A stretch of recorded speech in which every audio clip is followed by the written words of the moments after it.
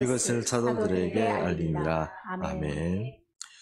오늘은 죄인으로 죽으시고 또 주님으로 살아나시다 한 제목으로 부활의 메시지를 전하려고 합니다.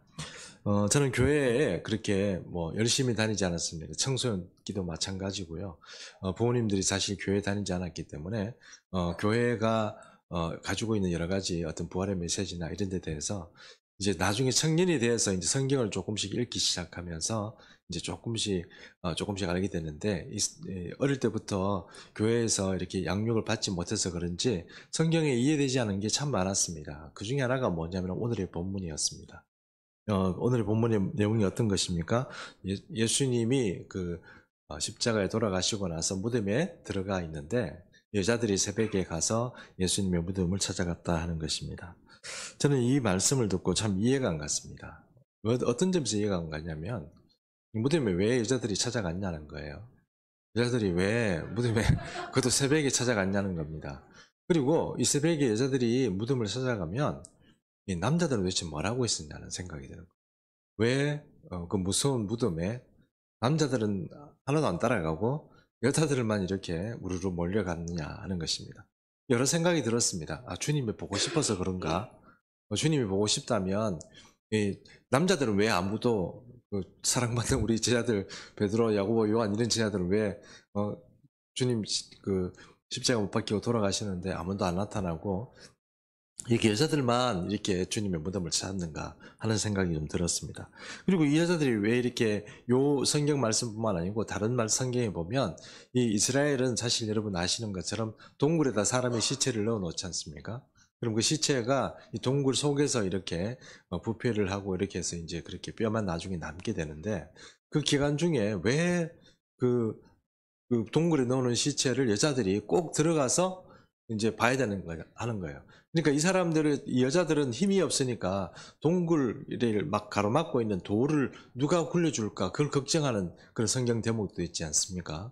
그런 거 보면 어떻게 왜 여자들만 이렇게 찾아가서 그것도 돌을 구태여 굴려서 예수님을 시체를 꼭 그렇게 봐야 되나, 그만큼 보고 싶었나, 그런 생각 들었고, 더 괘씸한 생각은 남자들은 뭐 하고 있었나, 그 생각이 저는 이제 우리 교우분들이야 왜 그랬습니까 이해를 다 하고 계시겠지만, 저는 그때 참 성경을 잘 모르고 이랬기 때문에 그게 참 궁금했었던 그런 어떤 생각이 있습니다. 성경을 읽을 때마다 남자들은 왜 안 가고 여자들만 새벽에 찾아간다, 그것이 항상 궁금했었는데, 이제 교회 생활을 조금씩 하고 성경을 좀 알게 되고 나니까 이제 그들이 이해가 됐다는 것입니다. 저처럼 그렇게 어리석게 생각하는 분들은 우리 중에는 아무도 없으리라고 생각합니다. 그러면 또 불구하고 우리가 이스라엘의 장례 문화를 조금 더 한번 생각해 볼 필요가 있을 것 같아서 우선 그 문제부터 조금 먼저 한번 생각해 보도록 하겠습니다. 이스라엘 장례는 이렇습니다. 이스라엘 우리하고 좀 틀려요. 우리는 보통 3일장 이렇게 하지 않습니까? 급하면 2일장도 하고요. 그렇게 하는데 이스라엘은 이제 당일 이렇게 매장을 합니다. 왜냐하면 이 시체가 빨리 이렇게 부패를 합니다. 그러다 보니까 사람이 사는 데를 같이 두면 안 되거든요. 그래서 빨리 이제 처리를 해야 된다는 것입니다. 사실 장례 얘기를 이제 살짝 지나가면서 얘기합니다만, 이 선교사들이 우리나라에 와보고 깜짝 놀랐습니다. 왜 깜짝 놀랐냐면 서울 시내 한복판에요, 시체들이 너무 많은 거예요. 사람들이 장례를 치른다고 이 여름 한철에 푹푹 찌는 그 여름에도 이 시체들을 전부 방 안에 넣어놓고 사람들이 다 거기 가서 이제 음식도 먹고 화투도 치고 그렇게 막 하는 거 보고 기겁을 하는 거죠. 저 사람들이 저렇게 시체를 가까이 두고 저렇게 살면 이렇게 그 병균이나 이런 것들이 막 전염될 텐데 어떻게 저렇게 사나. 서울 시내라는 걸 딱 들어가면 냄새부터 뭔가 이 냄새가 아주 기분이 안 좋은 그런 냄새가 난다는 거예요. 그리고 여러분도 아시는 것처럼 저도 한 번씩 이렇게 제 3세계를 여행할 때가 있는데, 그때 가보면 이 하천이 전부 이렇게 다 드러나 있지 않습니까? 그러니까 하천이 그건 강이라고 할 길은 없고 거의 하수구 비슷해요. 그래서 하천이 모든 쓰레기도 다 버리고 물이 시커먼 물이 이렇게 흘러가는데 그 냄새도 그렇고 그렇다는 겁니다. 우리나라가 그랬다는 거예요. 그런데 이 이스라엘 사람들은 그래도 이상하게 참 교육을 잘 받은 것 같아요. 하나님께서 그 율법을 그렇게 만들어서 그런지 모르지만 조금 이렇게 이 청결관념이 좀 이렇게 있어요. 그러다 보니까 매장을 바로 합니다. 그러니까 하루에 시체가 있으면 그 시체를 바로 그냥 이렇게 뭐 두고 막 애곡을 하거나 이런 게 아니고 이제 최대한 빠른 시간에 매장을 해버리는 거죠. 근데 뭔가 이렇게 준비가 좀 덜 돼가지고 매장을 못하는 경우라고 하더라도 이틀을 넘기지 않습니다. 반드시 이틀 안에는 무조건 이렇게 매장을 해야 하는 것입니다. 그리고 만약에 오늘이 저녁에 안식일이다. 그러면 오늘 이렇게 돌아가셨다. 그러면 안식일을 넘기게 되면 여러분 보십시오. 그러니까 뭐 이틀을 넘어가게 되잖아요. 그러니까 오늘은 무조건 어떻게 해요? 바로 매장을 하는 겁니다. 급하게 막 매장을 하는 겁니다. 예수님이 바로 금요일 날 돌아가시거든요. 그러면 금요일 돌아가시는데 오후 3시에 이제 그 로마 군병들이 어떻게 합니까? 이 예수님이 돌아가셨나 안 돌아가셨나 해서 창으로 푹 찔러보죠. 옆구리를 이렇게 푹 찔러봅니다. 그럼 옆구리에서 이제 피와 물이 이렇게 쏟아지면 그것이 이제 피와 물이 쏟아지면 그것이 이제 사람이 죽었다는 것을 알 수 있답니다. 피가 나오면 살아있는 것이고 피와 물이 같이 나오면 어떻게 돼요? 죽었다 하는 것을 이제 알게 되는 것이죠. 벌써 죽었구나 이래가지고 장례를 치르게 된 것입니다. 그런데 주님 여러분 아시는 것처럼 예수님은 금요일 돌아가셨기 때문에 그날 저녁이 뭐가 됩니까? 안식일이 되는 거죠. 토요일이 안식이 되지 않습니까? 토요일 날 금요일 저녁이 안식이 되는 겁니다. 그래서 이제 3시 오후 3시니까 빨리 장례를 쳐야 되잖아요. 그러니까 예수님이 급하게 이렇게 장례를 치르고 특별한 어떤 뭐 가족이 오거나 이런 게 아니고 바로 그렇게 장례를 치렀다는 것입니다. 가족이 온다는 것은 직계 가족들이 온다는 얘기입니다. 직계 가족들이 와서 이렇게 장례를 치러야 한다는 것입니다. 그런데 장례에는 남자와 여자의 역할이 좀 다르다고 합니다. 남자들은 주로 힘쓰는 일을 합니다. 그래서 이제 그 무덤이 준비되는 무덤을 준비하고 그다음에 뭐 돌을 굴려놓거나 뭐 아니면은 이제 장례를 치르고 매장을 할 수 있도록 그렇게 한다는 것입니다. 매장은 여러분 우리가 생각하는 것처럼 우리는 매장이라고 생각하면 무조건 땅에 묻는다고 생각하잖아요. 근데 이스라엘 땅에서는 매장이라고 그러면 무조건 땅에 묻는 것은 평토장이라고 해서 땅에 묻는 경우도 있지만 많은 경우는 그 가족묘가 있습니다. 그 가족묘에다가 그냥 시체를 안치하는 겁니다. 이렇게 그냥 안치를 하는 거죠. 그런 식으로 매장을 합니다. 우리가 알고 있는 화장 있잖아요. 화장은 이스라엘 땅에서 하지 않습니다. 왜냐하면 화장을 해버리면 안 되기 때문에 자기들 생각에는 그렇게 생각을 합니다. 왜냐하면 화장을 하게 되면 이 살이 우리 성경에 나와 있는 것처럼 우리가 가지고 있는 이 플래시, 이 살이 있지 않습니까? 육체.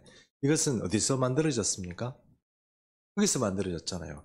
그러니까 이 사람들은 이 살을 어떻게 해야 돼요? 태우는 게 아니고 흙으로 돌려줘야 된다 생각합니다. 그래서 자연적으로 이렇게 흙으로 돌아가도록 그렇게 해놓는 것입니다. 그들이 생각하는 어떤 그 장례는 그렇다 하는 것입니다.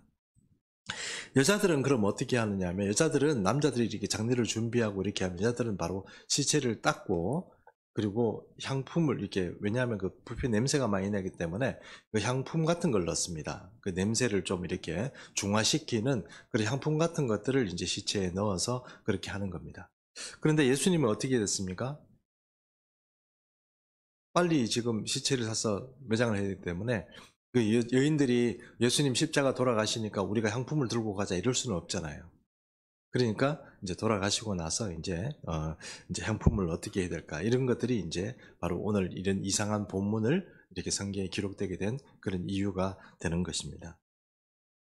근데 여러분 아시다시피 이제 예수님이 이제 누구도 예상하지 못한 어떤 그런 그렇게 빨리 이렇게 돌아가시게 되잖아요. 그 얘기를 성경에 있는 이야기를 먼저 좀 우리가 좀 알아봤으면 좋겠습니다. 여러분 잘 아시는 것처럼 예수님은 원래 돌아가시면 안 되는 타이밍에 지금 급하게 돌아가신 거예요. 아무도 예상을 못한 겁니다. 왜 그런 말을 하냐면 성경에 그런 이야기들이 나와 있기 때문에 그렇습니다. 그런데 돌아가시면서 급하게 돌아가시면서 여러분 아시는 것처럼 아리마대 사람 요셉이란 부자가 있습니다. 그 사람 부자의 무덤에 급하게 넣었습니다. 그 아리마대 사람 요셉이란 그 부자가 자기가 쓰려고 자기 가족물을 만들어 놓은 새 무덤을 준비했는데 아무도 안 들어간 거예요. 나부터 이제 들어가려고 만들어 놓은 무덤에다가 예수님을 넣은 거예요. 이야기가 성경에 나와 있습니다. 이사야서 53장 9절 말씀 한번 보겠습니다. 이사야 53장 9절 말씀입니다. 현대인이 성경으로 번역된 건데 제가 한번 읽어보겠습니다. 그는 범죄하거나 거짓말을 한 적이 없었으나 악인들처럼 죽임을 당하여, 여기서 악인들처럼 죽임을 당하여라는 말은 어떤 의미입니까? 죄인처럼 죽었다 하는 뜻입니다. 그러니까 죄인으로 죽었다 이런 뜻이거든요. 그런데 부자의 묘실에 묻혔다 이래 됐습니다. 아리마대 사람, 아까 부자 그 세무덤이라고 말씀드렸잖아요. 아리마대 사람 요셉의 부자가 만들어 놓은 그 묘실에 묻혔다는 거예요. 이사야서 이게 53장 9절에 나와 있는 이야기입니다. 아무도 이런 것을 준비한 사람도 없고, 내가 내 믿음을 예수님께 내어주겠다 이런 사람도 없었고, 갑자기 그렇게 돌아가실 때 아무도 예상한 사람이 없었지만, 이사야는 53장 9절 말씀을 통해서 이 메시아가 어떻게 죽으실 것이고, 또 죽으실 때 시체가 어디에 안치될 것인가 하는 것도 벌써 이미 53장 9절을 통해서 말씀을 하신 것입니다. 여러분 아시는 것처럼 이사야 53장은 예수님의 죽으심에 대해서, 십자가의 죽으심과 그 여정에 대해서 잘 설명해 주는 그런 예언장이 아니겠습니까? 예, 그런데 원래 유대인들은 원래 예수님을 이렇게 갑자기 이렇게 돌아가시게 하려고 한 생각이 없었습니다. 여러분 그때 예수님께서는 잘 아시는 것처럼 마지막 만찬을 우리가 했지 않습니까? 마지막 만찬하고 나서 제 아들과 같이 포도주도 마시고 떡도 마시고 나서 기도하러 가자 이래가지고 기도하러 가셨다가 이제 잡히셔서 십자가에 돌아가시게 되는 거거든요. 근데 성경에 참 이상한 기록이 하나 있습니다. 그게 뭐냐면 마태복음 26장 3절에서 5절 말씀인데요. 제가 한번 읽어보겠습니다. 그때 대제사장들과 백성의 장로들이 가야바라 하는 대제사장의 관정에 모여서, 가야바는 지금 대제사장이 아니고 대제사장을 졸업한 사람입니다. 그러니까 자기 사위한테 대제사장을 넘겨줬는데 넘겨줘놓고도 자기가 지금 뭡니까? 정치적인 어떤 이런 표현은 어떨지 모르겠습니다만 원로 은퇴 목사님 이런 그런 신분으로 자기가 지금 제사장 노릇을 하는 거예요. 사람들 다 모아가지고 지금 얘기하는 겁니까? 예수님에 대해서 얘기를 하는데 어떤 얘기를 하냐면 예수를 흉계로 잡아 죽이려고, 흉계라는 게 뭡니까? 계획적으로 잡아서 이 사람을 어떻게 처단을 해야 되겠다 이런 계획을 해가지고 이제 장로들과 제사장들이 모여가지고 회의를 한 거예요. 어떻게 잡아 죽이지? 이런 얘기를 한 거예요. 근데 얘기를 하면 이렇게 합시다 저렇게 합시다 많은 얘기가 나왔겠죠. 근데 그 얘기 중에 이런 얘기가 나옵니다. 의논하되 말하기를 밀란이 날까 하노니 명절에는 어떻게 해요? 하지 말자. 명절에 무슨 명절이에요? 6월절 그 명절 7일 동안 그리고 8일 동안 있는 그 명절 기간 동안에는 우리가 예수님이 잘못해가지고 우리가 흉기로 잡다가는 우리가 잘못하면 큰 밀란 나면 우리도 곤란해지니까 이번에는 하지 말자 이렇게 된 겁니다. 예수님이 이제 종교인들도 마찬가지였고 예수님의 제자들도 마찬가지고 또 한 분 아시는 분은 예수님밖에 없었죠. 그리고 여러분 아시는 것처럼 바로 이전에 어떤 일이 있었습니까? 어떤 마리아라는 사람이 와서 향유를 깨어서 주님의 머리에 붓고 이렇게 자기 머리털로 그 발을 씻는 그런 일이 있었지 않습니까?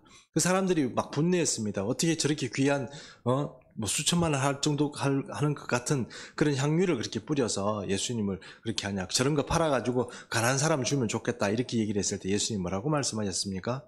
그냥 둬라. 그리고 이 여자가 지금 하는 일은 무엇입니까? 내 장사를 준비하는 거다. 이렇게 얘기했지 않습니까? 하나님께서 벌써 예수님이 그 여인을 통해서 아무도 이름 없고 별로 그렇게 유명하지도 않은 그 한 여인을 통해서 예수님은 장례를 벌써 그 향품이라고 하죠.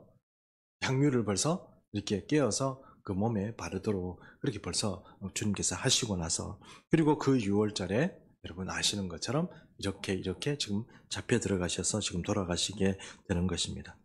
그런데 이런 어떤 그 세상의 분위기, 종교인들은 예수님을 죽일 생각이 없는 거죠. 죽여야 되겠다는 알겠어요. 잡아서 어떻게 흉계를 어떻게 해가지고 이 사람을 전략적으로 잡아서 죽여야 되겠다는 생각은 다 하고 있지만 이게 도저히 잘못하다가 우리 큰일 나니까 하지 말자 이러고 있는데 그 변수가 생깁니다. 그 변수가 뭡니까?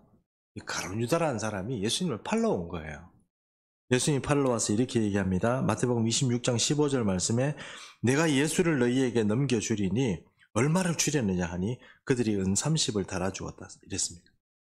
얼마 주려고? 예수님 내가 넘겨줄게. 팔 생각도 없는데, 그러니까 살 생각도 없는데 거기에 가서 딜을 하는 거예요. 누가? 예수님의 제자가, 가룟 유다가 와서 이게 내가 팔려고 하는데 얼마 줄래? 이렇게 물어본 거예요. 그래, 이 제사장들이 가만 생각하니까 지금 여러분 보십시오. 이 사람을 지금 6월절에 꼭 잡아주겠다 같으면 돈을 많이 줬겠죠. 그렇지 않겠습니까? 아, 그래, 그러면 너 정말 좋은 정보를 줬구나. 좋아, 정보의 값으로 뭐, 금 한 달란트를 줄게. 뭐, 이렇게 돼야 되는데, 그게 아니고, 얼마를 주냐면, 은 30을 줘요.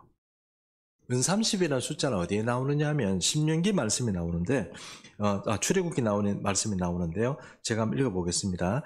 출애굽기 21장 32절 말씀입니다. 소가 만일 남종이나 여종을 받으면, 소임자가 은 30세겔을 그의 상전에게 줄 것이요 소는 돌로 쳐서 죽일지니라 이랬습니다. 이게 무슨 얘기인지 아시겠죠? 밖에 나가 있는데 어느 소가 좀 이게 힘이 센 소가 이 사람을 받았어요. 사람을 받았는데 그 사람이 우리 딸이다. 이렇게 되면 어떻게 됩니까? 큰일 나죠. 돈으로 되겠습니까? 돈 필요 없어 이렇게 되지 않겠어요? 무슨 소리야? 지금 우리 딸의 목숨을 돈으로 뭐 얘기한다 그러면 괜히 좀 큰일 나잖아요. 돈으로 합의가 안 되는 거예요. 그러다가 이제 이 사람이 그래도 할 수 없다 이래가지고 얼마 달라고 그러면 이 피해자 입장에서 입장을 고려해서 이 서로 딜을 하는 거예요. 합의를 해서 이제 합의금을 이렇게 조정을 하는 겁니다. 그런데 내 딸이 아니고 내 자식이 아니고 종이다. 남종이다, 여종이다. 그러면 바쳤어. 그래가지고 죽어버렸어요. 소가 확 해가지고 막 죽었어요. 그러면 그 여종이나 남종의 가족에게 줍니까? 아니면 그 종의 주인에게 줍니까? 주인에게 줘요. 주인에게. 죽은 사람만 억울하죠? 주인에게 줘요. 얼마 줘요? 은 30을 줘요. 그러면 이 은 30이란 얘기는 어떤 얘기입니까? 지금 우리 돈으로 환산할 필요도 없고 당대에 보면 이 종들이 있잖아요.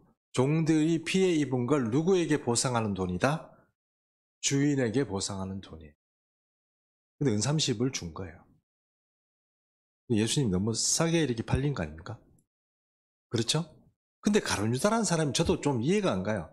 돈 밝히는 사람이 이러면 뭔가 이렇게 좀 이렇게 딜을 해가지고 돈을 좀 많이 받을 것 같은데 은 30밖에 못 받았어요.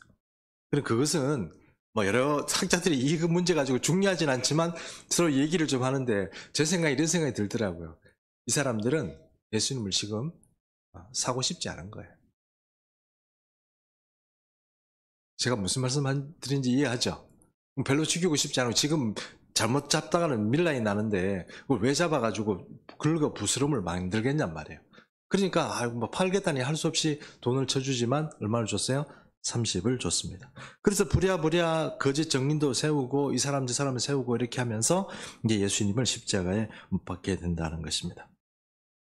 그래서 정리해보면 이제 예수님이 그렇게 십자가 급하게 돌아가시고 나서 이 새벽에 왜 여자들이 그렇게 무덤을 찾았는지 아마 이해를 하실 겁니다. 그래서 그 말씀은 누가복음 24장 1절 오늘의 본문의 첫 번째 말씀이 이렇게 나옵니다.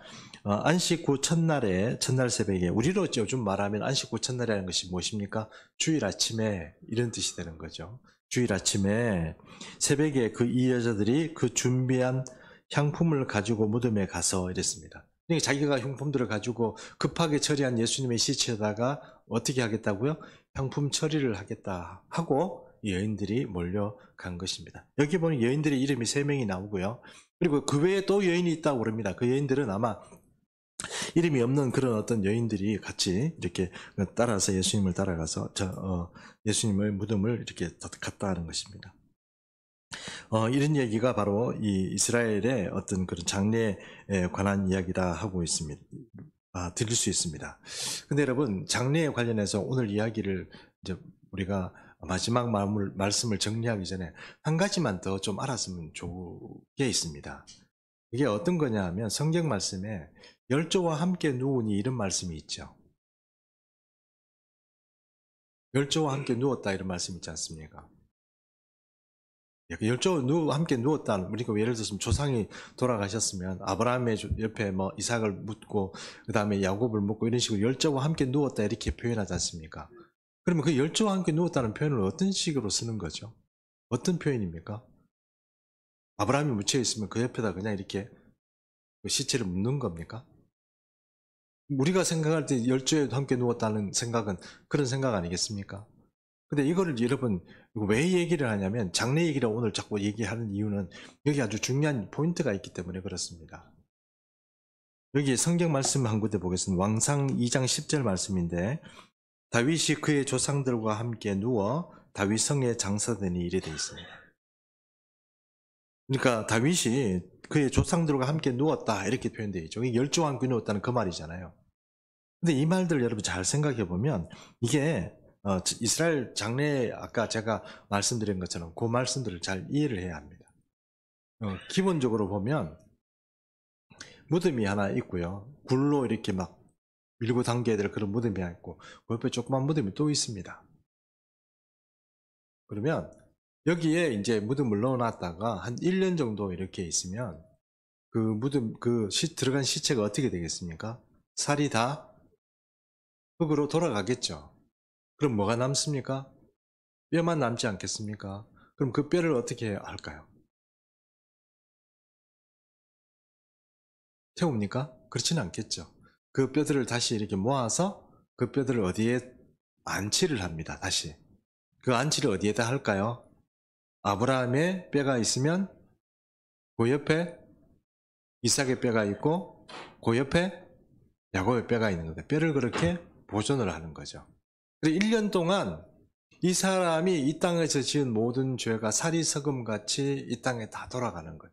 흙이니 흙으로 돌아가라 하는 이 땅에 살면서 흙으로 돌아가면서 자기가 1년 동안 이 땅에서 지었던 모든 삶의 죄들이 살이 썩어서 없어지는 것처럼 이 사람의 그런 모든 죄의 흔적들과 이런 것들이 땅에 다시 다 흡수되도록 하는 거예요.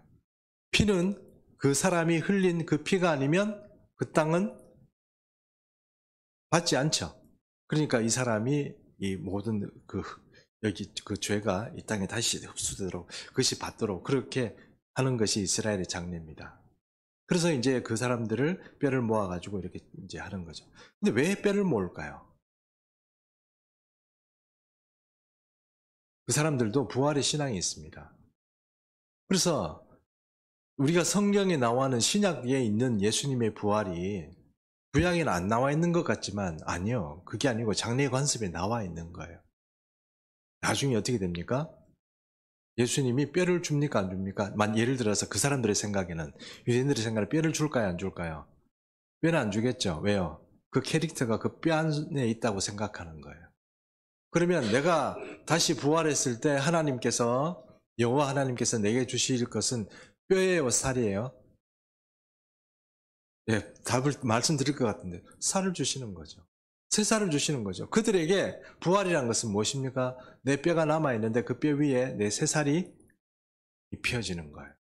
그런 증거는 어디에 나오느냐? 에스겔서에도 나오는데요. 에스겔서의 말씀 하나 보도록 하겠습니다. 에스겔서 31장 7절에서 8절입니다.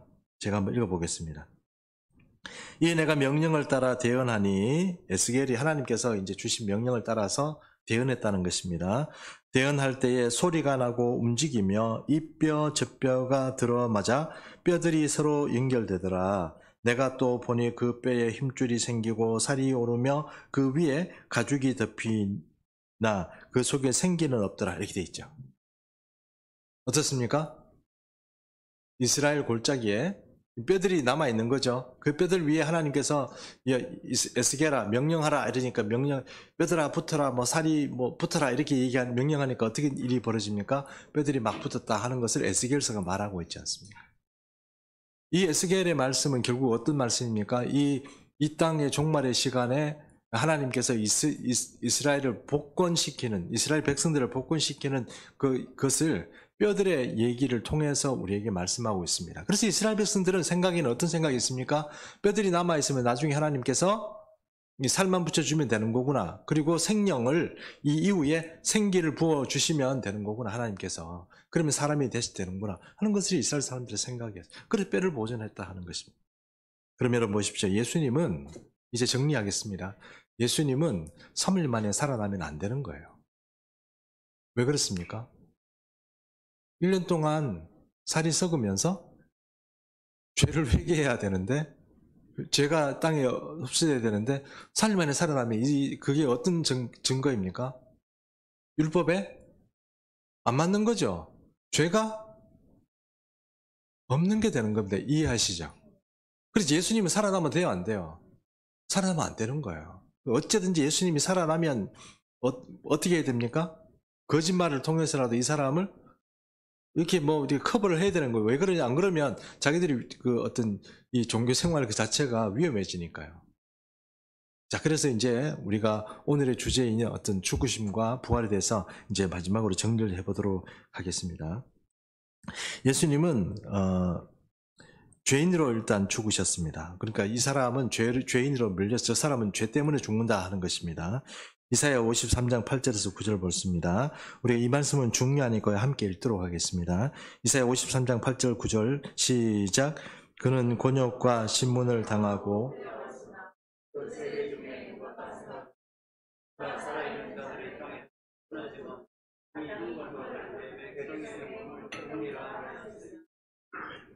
그는 강포를 행하지 아니하였고 그의 입에 거짓이 없었으나 그의 무덤이 악인들과 함께 있었으며 그가 죽은 후에 부자와 함께 있었도다. 그렇습니다. 그 세대에 누가 저 사람은 의인이니까 지금 죽음으로 가는 게 저 사람의 죄 때문이 아니고 우리 죄 때문이라고 생각하는 사람이 누가 있었겠냐는 거예요. 그 이사야의 말씀이에요. 저 사람이 우리 죄를 지고 가는데 사람들의 생각은 어떻습니까? 저 사람이 마땅히 죽어야 될 죄인이니까 죽는다. 이 얘기가 그 당시에 그 예수님의 주변에서 예수님을 죽음으로 몰아갔던 사람들의 생각이라는 거예요. 그래서 죄인으로 몰아가는 거, 죄인으로서 죽는 거, 그것이 예수님이 바로 오해를 받고 이 죄인으로 죽게 되는 그런 어떤 비참한 죽음의 그 첫 번째 원인이라는 것입니다. 두 번째는요, 신명기 21장 23절의 말씀 한번 읽어보도록 하겠습니다. 제가 한번 읽어보겠습니다. 그 시체를 나무 위에 밤새도록 두지 말고 당일에 장사하여 내 하나님 여호와께서 내게 기업으로 주시는 땅을 더럽히지 말라. 나무에 달린 자는 하나님께 저주를 받았느니라. 이스라엘 백성들이 보기에는 로마 사람들이 이렇게 못질해서 세운 그 나무 십자가 위에서 예수님이 죽는다 하는 것은 뭐예요? 하나님으로부터 무엇을 받는다는 거예요? 저주를 받는다는 거예요. 저 사람 죄인이고 하나님도 저 사람을 저주하는구나 그거예요. 그러니까 그 이스라엘 그 중에 그 십자가 주변에 있던 사람들이 예수님 보고 뭐라고 얘기합니까? 네가 진짜로 하나님의 아들이거든 어떻게 해요? 내려오라고 그러지 않습니까? 진짜로 하나님의 아들이면 내려오라는 거예요. 왜? 하나님이 저주한 인생이라는 거죠. 그것이 그 당시에 예수님을 보는 그런 사람들의 입장이었다는 것입니다. 그런데 그 주님이 3일 만에 다시 살아나셨습니다.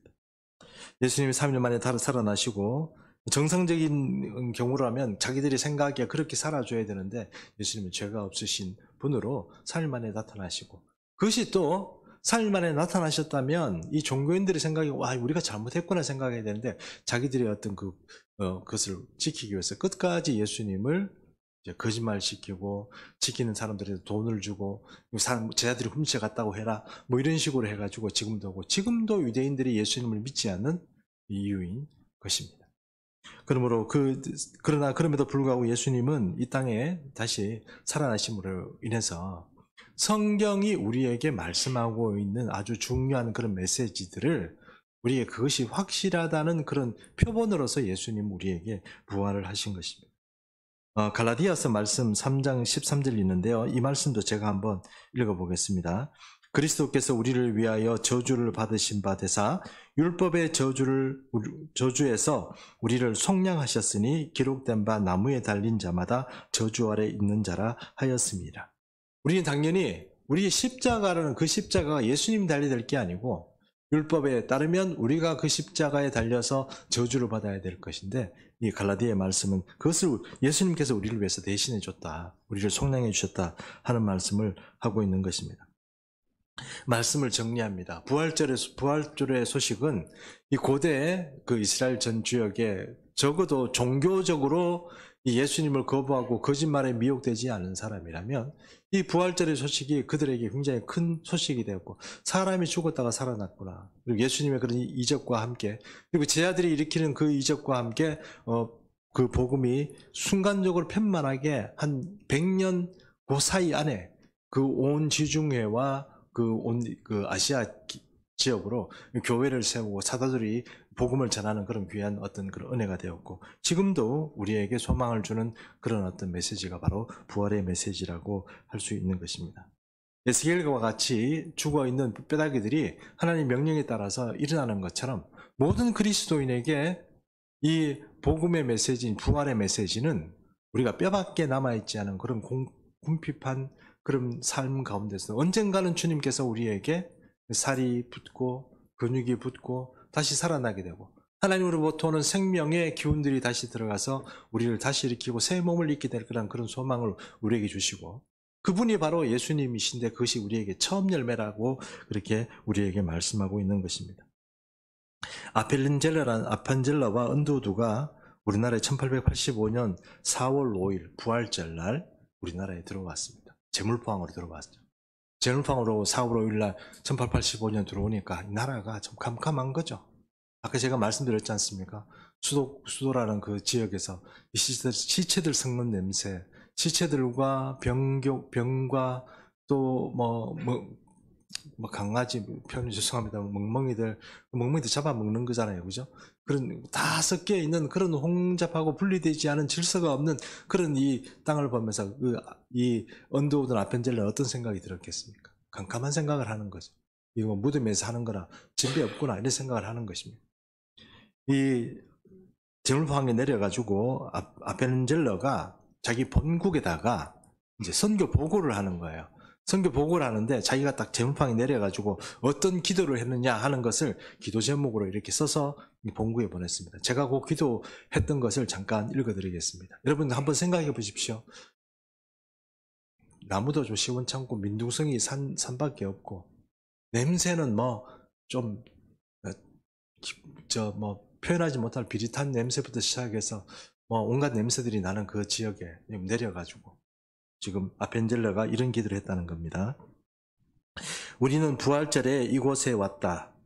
그날 사망의 철장을 쳐부수고 부활하신 주님께서 조선의 결박을 끊어주시고 하나님의 자녀로 빛과 자유의 세계로 인도해 주시기를 기도했다. 이렇게 됐습니다. 그 부활절의 소망을 가지고 이 땅에 왔던 아펜젤러와 언두우드를 통해서 그럼 우리가 이렇게 예수를 믿게 되고 또 그런 은혜와 그런 행운이라는 표현은 어떨지 모르겠습니다만 하나님의 크신 은혜로 우리는 이런 행운을 누리고 있는 것입니다. 삶의 정황이 아무리 어렵고 힘들더라도요. 마치 나는 지금 무덤에 사는 것 같아. 혹시 그런 생각을 하는 사람이 있더라도 여러분 생각해 보십시오. 주님은 우리에게 소망을 주시고 주님이 그 무덤에서 나오신 것처럼 우리가 정말 부활의 신앙을 가지고 있는 사람이라면 절대로 지금 우리 주변의 환경이나 이런 것 때문에 짓눌리지 않습니다. 그래서 예수님은요 이런 말씀을 하셨습니다. 요한복음 11장 25절 말씀입니다. 우리 같이 한번 읽어보도록 하겠습니다. 요한복음 11장 25절 시작. 예수께서 이르시되 나는 부활이요 생명이니 나를 믿는 자는 죽어도 살겠고 무릇 살아서 나를 믿는 자는 영원히 죽지 아니하리니 이것을 내가 믿노라. 그렇습니다. 오늘 이것은 어쩌면 예수님 우리에게 주시는 질문과 똑같습니다. 삶의 정신이 팔려서 내가 내 사는데 정신이 팔려가지고 부활의 소망도 잊어버리고 예수 믿는 게 별거 없는 것 같고 그렇게 살아가잖아요. 별로 가치 있는 것도 없는 것 같고 그렇잖아요. 근데 여러분 그렇지 않습니다. 마치 에스겔 골짜기에 널브러져 있던 그 수많은 뼈들이 하나님의 한순간 명령에 따라서 막 뼈들이 모여가지고 막 움직여가지고 소리를 내면서 막 움직이고 나중에는 살이 오르고 근육이 붙고 이렇게 하는 것처럼 살이 막 껍데기 가죽이 생기고 이렇게 하시고 또 하나님께서 명령에 따라서 이 생기가 들어갈 때 하나님의 군대로 일어나는 것처럼 부활의 생명이 우리에게도 똑같습니다. 주님께서 명령하시면 우리가 살아도 주님이 오시면 우리가 새 몸을 입을 것이고 만약 주님이 이 시대에 우리에게 오시지 않아서 우리도 우리 열조들처럼 그 뼈다귀만 남고 이 땅에서 사라질지라 주님께서 다시 살리셔서 우리에게 새로운 부활의 그런 은혜를 우리에게 주신다는 것입니다. 그것이 주님이 그냥 표본이 되어 주신 것. 그러면 여러분 오늘 우리가 살아가면서 정말 나는 이렇게 좀 무기력한 그런 삶을 살아가는 분이 있으면 다시 부활의 소명을 가지셔야 합니다.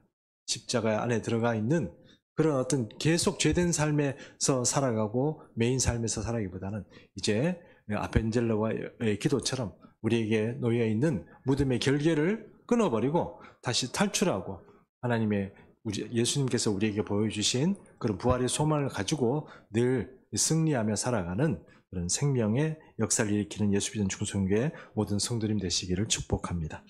우리 함께 165장 찬양 부르겠습니다. 함께 일어나서 우리 한번 찬양하겠습니다. 박수 치면서 이렇게 찬양했으면 좋겠습니다. 165장